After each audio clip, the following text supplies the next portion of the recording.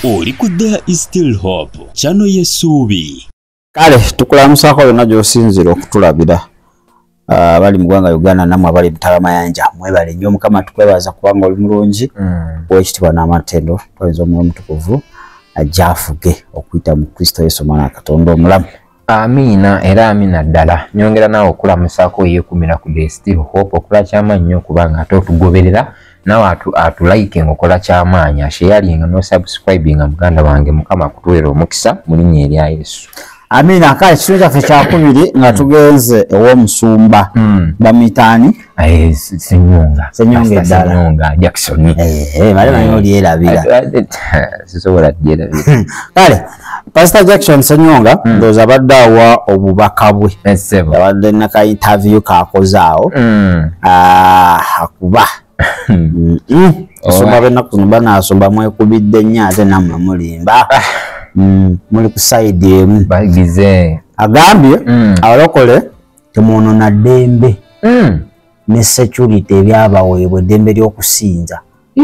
mulonde n'amagezi ye statement tsebo abadde ng'alina mukulu gwakubira campaign mpulira naye lero tumumanyi nawe side gyagwako kitegeera naye atakomekereza era mumanya alina gyakubye ejjinja tasobola kutakubayo banabbi b'obulimba agambye the glory of God si kudecorating nange mpano sene so decorating and mulowooza it's a glory of God mpulira naye nga wa glory of money stani awedde emino ate mwegendeze banabbi b'obulimba batimba nnyo kale wamaleka tukuwe omukulu Jackson Senyonga okuva ku Christian Life Church ate asobole okuba nga mu ddakiika ezo entono akwongerayo tutemeteme statement erina kyetegeeza eri omubiri gwa Kristo. Ekisooka tuli mu biseera bya kulonda nsaba abantu balonde bulungi balonzese amagezi kubanga eddembe ly'okusinza ne security tulina tusobola bitataakanya. Kyokubiri tukkirize Katonda atuwe revival mu church zaffe. Revival yeetaagisa abantu badde eri Katonda mu ngeri ennene era ey'amaanyi ate Katonda abakolera ebyamagero eby'enjawulo mu revival zigenda mu bitundu bya njawulo ebyobulamu bw'omuntu asemberera Katonda ayagala Katonda namuweereza ate mu bulamu bwe obulamu bwe budde engulu mu bintu eby'enjawulo mu mubiri mu mwoyo ne mu byenfuna Katonda asobola okuleta revival eri quality ey'amaanyi. Ekirala tukkirize Katonda nti okusinza okutuufu gyekuli okusinza okutaliimu mbaliga banabbi b'obulimba bangi kasangati ne kuleta kasangati n'abantu bonna mu Uganda beegendereze era batambulire wala banabbi b'obulimba kati ennaku zino batandise okwerambika bamanyibwa era egenda n'olaba nga beevuga olaba nga beeteekamu amaanyi kubanga amazima ga Katonda galeese abantu okutegeera nti waliwo enjawulo wano ono ayinza okuba mulala ono ayinza okuba mulala ono mutuufu. So mwegendereze banabbi b'obulimba musinze bulungi kuba twagala mwenna mugende mu linnya lya Yesu. Kale ndowooza mukulu mu seconds entono ezo omuwulidde fe abalabira ewala kinyonyi kyekyo ekirabira ewala ekigundi kiigo igo erina eriiso lyawala Maya nini muzinga ebifa emitala etubulire ebifa egundi kale baffe tulabye ebifa mu speech eyo tugamba naye basumba kiki ddembe ly'okusinza weewaawo gavumenti naye contributinga naye ate Kristo mwene yakuwa eddembe eryo. Waliwo nasaawa zino abatalina ddembe lya kusinza naye nga ate bali mu Uganda nga bawambe basibe tebasobola spirituale oba musibe batolina ddembe lisinza Katonda naawe bwe kiri okitegedde kati nga balina kusumululwa so eddembe liva mu kuba nga you are set free ngoli wa dembe. That's the freedom of worship. Onali kwogera ku bino lino tteeka lya constitution ya freedom of worship nti buli omu alina eddembe okusinza kyayagala osobola n'okuteekawo omusota gwo n'otandika eddiini. Ssimateeka wa Uganda freedom of worship. Buli omu tosobola kuwaabira muntu nti wuuli alina essabo awuuli simanyi mu mamoni. Mu Uganda tekikirizibwa kubanga there is freedom of worship. Tekiri ng'amawanga amalala nti there is limited. Bakkiriza oluusi ddiini emu. Amadini amalala mulina kusinziza eyo mu mpuku mu mayumba gammwe nga ne batakuwulira aye nga ne booli nabo tebagenda kwesitala kuba na bennyini bayinza n'okuwaayo ne bakusiba. That is the freedom of worship gye twogerako. Abagala mulonde bulungi ddembe tetulina tuleme ddyonoona. Kati okulonda kwekonoona eddembe erisinza oba ze bintabudde n'okuntabula akonyo ka security ningamba mukulu mutuufu anti kati balina FCC hali wa government eyinza okuddako ne bajjako abasirikale nga toginyumiza ebyo balina okubiriza pastor obeera n'abalabe ki anti banjigga banabi bubulimba hata abalabe buye sitaani olwo bano banji bubi abo bakwase mukama mukama yatulaatube n'amagezi. Kati gwe lwaki bw'osumba bagamba weesige mukama agenda kuteeka wansi w'ebiwawaati wenyike mu musawo gwa Yesu gwenyika mugwa mundu.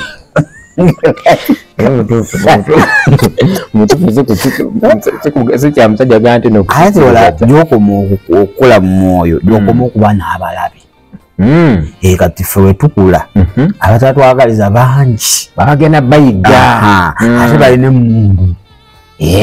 kale onofuna emundu ekukuuma teri muntu kutuukako. Kati gavumenti eddako eyinza otugaana bino bye tulina eyinza obutatuwuliriza ayinza otujjako security lwatugiraba yeegenda kukolera abantu. Kati abantu beebuuza pasita bizibu ki byalina ebituso omubeeza ne SFC ejje erikuuma mukulembeze ukola sente onyumira obulamu naye nange nenfuka president musumba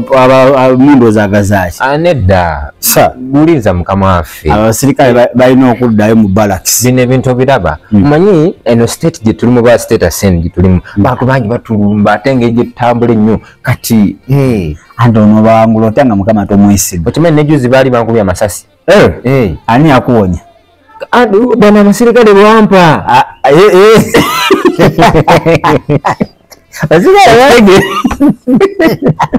Ujja togamba nowewaza mukama yaku nange esasi lyakuyitako wano kubanga singa si musajja kunyiga bwati nakugwako nakufiiririra nafiire musajja yanfiirira oyo nali mpedde yavuganya emmotoka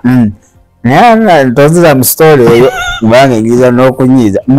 amasasi gogalise kukutosa ovuga emmotoka paka mulago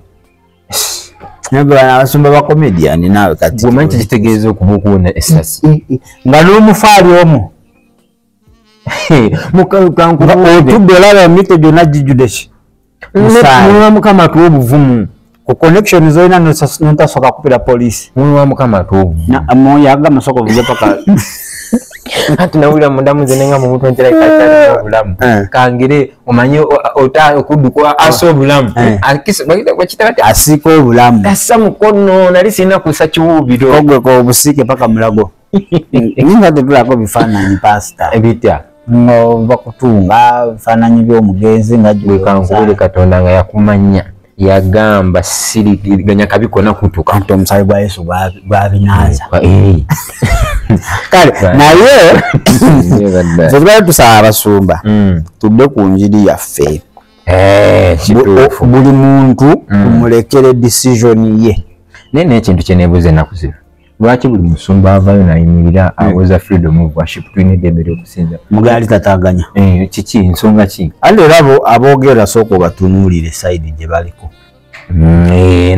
kituufu njiraba balina eddembe ly'ekibaasa batugamba mbu kusinza eri bajjayo mugaati ddembe ya kika ki mugaati akube government tugeze government nechuka teri musumba yake nafuna mugati mu state house tebuliyo mama abaja sabe sa kakati sa bala bidaddalanga bali bakwata mu muduko bakwita kwegoga bali nakasigadde akatono bali kabageza bakaseseme okitegedde esebo ate abamu balina agasango ku mapolisi ate omusumba alina omusango kankube kesi ne government nechuka nawe ya kesi ezituko obupya wano no muzirage erero olugudo olwo rapoti bero nakubazira buliza jawu yakadenge nti uyo tata ya pastor gundi yatono minister that protected against mnange bibafunye balina biku kaya msaje sende uyo zali za kugula ARVs zonna yakubiramu ebimba by'embizi kaka government wechuke bimba by'embizi baka bitwana embizi nga zikuzi baswale ku mabucha ati bayina kubuza nti nti ogamba basoma bajja kola losi singa government echuka kiyati teri muntu ayagala government echuke nga badajirya ntaliyo akuja kaba abali abafuna ez'amazima ate nga ate be banaku bakyasi mu government muno kasowa ngo yagikoya nga munaku oyo ali ku mazima naye mugayingira mu government omwaka ogwo gumu ng'alina kalina ez'enjawulo zazimba mu bitundu eby'enjawulo mu mwaka gumu naye nga okebera gundi payroll afuna $2,000,000 omwezi naye nga ate azimba ebikalina kati tosobola nakusirwala n'omugaba mu government ekyukewa oyagala alondola sente z'omuwoomusolo yabeera nantono gyenoba ndowooza nyoyo mwerabidde n'erinnya abalirire ebitabo agambe ti oyo kalina zonna z'alina yalina kidiru kyeyakutula anti gavumenti byonna ebigenda bikwata nga mukulu gundi yakubalirira bwogambye mu kagundi mu kitundu ekisoose nonowa PFF yagambye bagalamu obwa minisita w'ensimbi bugundi yamukubira lubongoya mu gavumenti eddako olina kubeera minisita w'ebyensimbi anti abala nnyo mubalirize kubalirira state house sente zekozesa olunaku ogaa naye nkyali ku nsoba nze navaako dda nga sibitegeera kati bate babalirira so nzibadde nsaba abasoma muleme kangakanga abantu nga mulina ensonga zammwe naye nga muyitira wano mukukangakanga musimanyi wetunalonda freedom of worship egenda kuggwa gamba wetunalonda abalala ffe nga abasoma tubagenda tujjako abasirikale tubakula mufuna sente mu state house tulina emisango ku poliisi bagenda tukwata gituli bubi nettaka tuwamba liwambe saazi nolaba amawulire abantu bakaba lwabasoma kale musoma olwokuba alina sente oli simanyi embizi 10 meka zafudde simanyi ekitundu kati ebyokanadamu ebito babitya enya abasoma boogera amazima ekitegedde abantu bennyini beekolere era zaabwe kyo kituufu muleme bategeerera tofuuka katonda w'abo bantu waba ebiri personal decision ng'olina okusalawo nga kati ng'okulonda its personal sikuwulira nalonda mulala mukyala wange agenda alonda mulala kiri sisobola muteekako pisito nti londo wemba nemeredde omukonvinsinga nakkiriza aye nabangubuleka akalulu kazibu ontasobola n'okukkiriza wali mu kabokisi n'atuikingamu ekira ono najja ne musinga mwembi batuwangudde ne batubye kumbe eri ali mukusanyuka owe yawangudde kati yoyo politics kati omanyi bamanyi nti abalokole bano kasita okwata omusumaze endiga zonna zigenda kwoteka emitwe zitandika okugoberera ezaleero nganda zigiramu bwezi zirimu olubuzibuzi anti embeera mbeera ekusabula n'oddamu amagezi kati zizeemu amagezi ezimu nezikuba ne mu ngalo akuba endala zo zisinza abasumba kati era zikyali awo eyo naye nga musumba abagambye mulondese magezi naye ate tebabatiisatiisa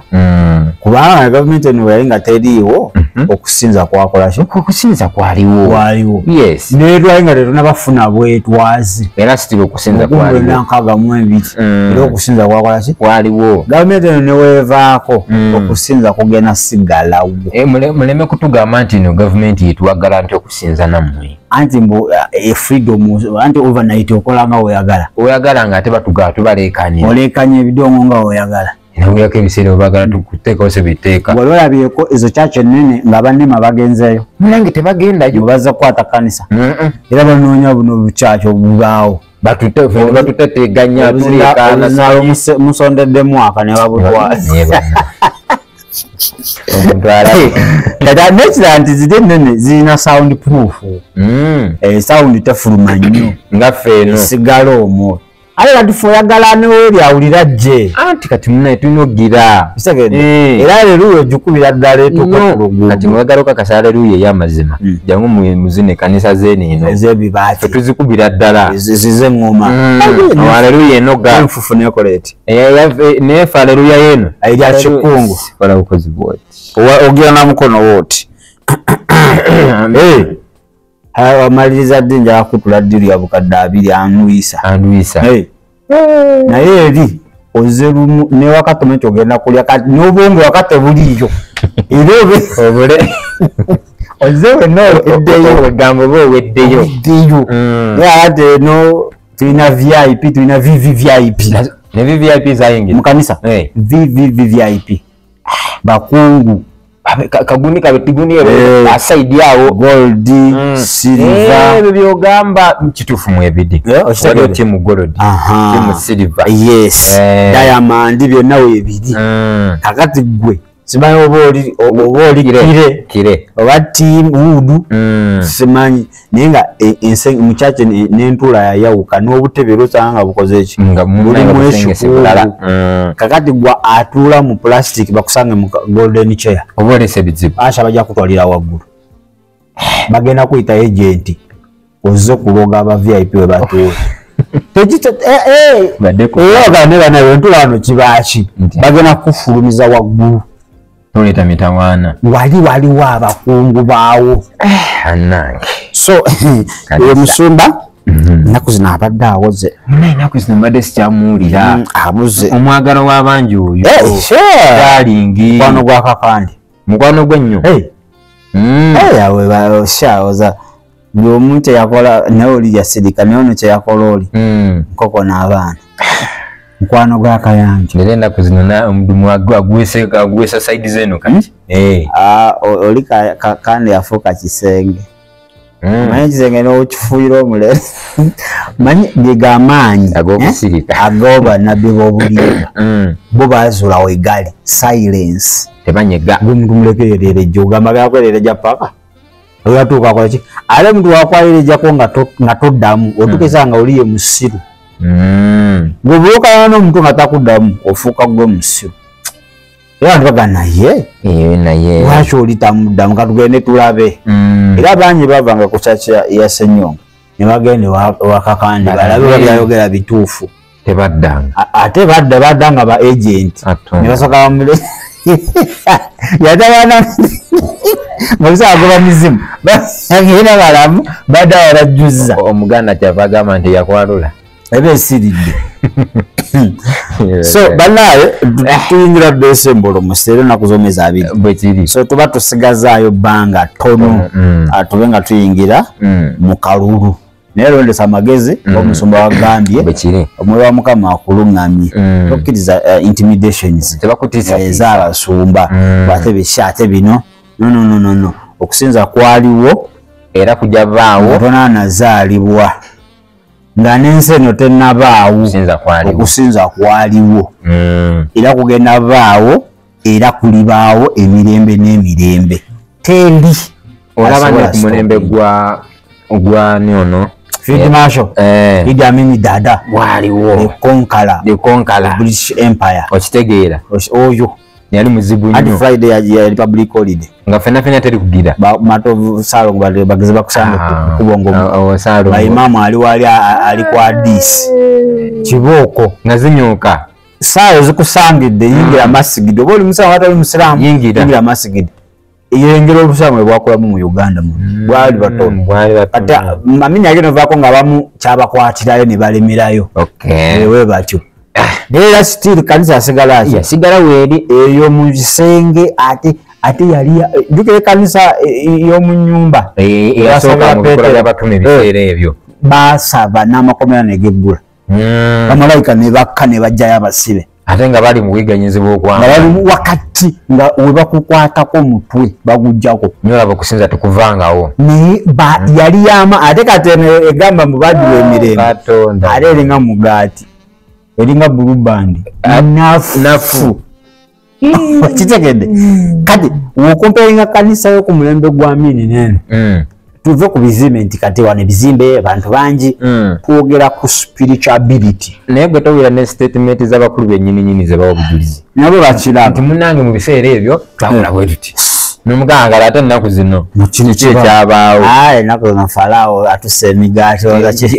tupakira buli kaseera giri mu kalifa omutwe bakabwebasi kale wamufuna kristo muganda wange na kristo akubeeremu nga tonnaba kulonda sooka olonde kristo kekakalulu akalivalid akoko tebakamalasa akabba ate kata n'akasangawa beera siriasa tuyinza okakwatamu omugenda kakwatamu otya tulina emundu omusajja kugamba nomala okakwatamu kuluno byasooka kwatamu akakukiriza kristo okuja ngagenda n'okujja akakwatamu n'omugaati abasumba bakakwatakwatamu ddala baba bakwatakwatamu gamba yesu nkwebaza olunaku lwaleero kubanga nkyali wekitiibwa n'amatenda kyenva njatula kristo obeere omulokozi wange obulamu bwange bwonna mu linnya erya yesu amiina era amina ddala ndowooza tugenda kuba nga tetolamuko katono nnyo tujja kudda n'ekitundu kijja kubeera kyakusatu ekyokusatu tugenda kwogera ku kikasooke nabe wano ekitundu kyaffe ekyokusatu kale mudda tugenda mukwano gwaffe Gerard mukuye abatagala kuwasana kufumbira bafume ekkanisa ye muwagira nga tetunnadda 10 ku kinnaakyo yaba wano tatasoma ba Pawulo bannange mufulube by the way ekyo nakyo kifuuse ekizibu ennaku zino economy kale dakika ntono abatukomewo webale kulaba there is still hope okumanya ebisingawo tukubire ku 0752 34 14 oba ku 0761 08 83 15 osobola n'otufuna ku email eya tishitv74@gmail.com eno ye there is still hope chano yesuubi.